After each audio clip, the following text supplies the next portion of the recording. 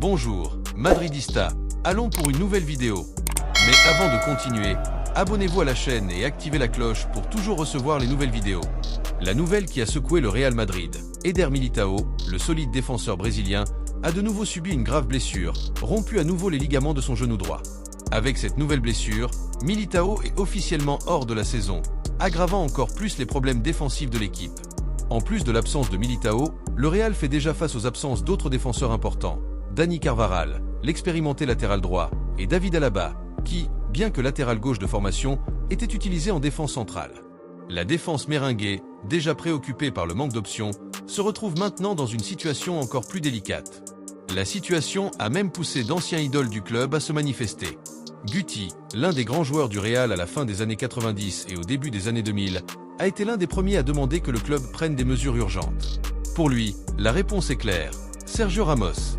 Dans son analyse lors de la diffusion du match du Real Madrid contre Osasuna, sur DAZN en Espagne, Guti a parlé directement de la possible retour de Ramos au club.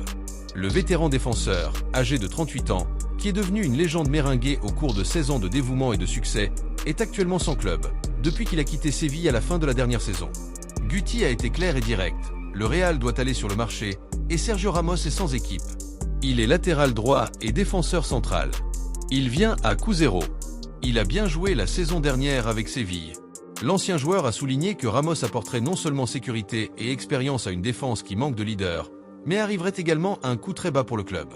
De plus, Guti pense que le vétéran pourrait être une solution temporaire jusqu'à ce que le club décide, à l'avenir, d'investir dans un jeune joueur prometteur pour renforcer la défense madridiste pour la prochaine décennie.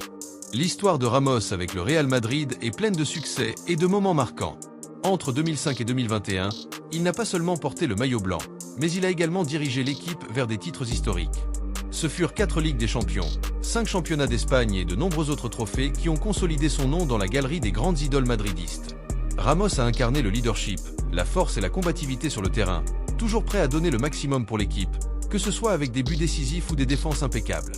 Avec une défense affaiblie et souffrant de pertes importantes, le retour de Ramos est, pour beaucoup, un choix judicieux à tous points de vue.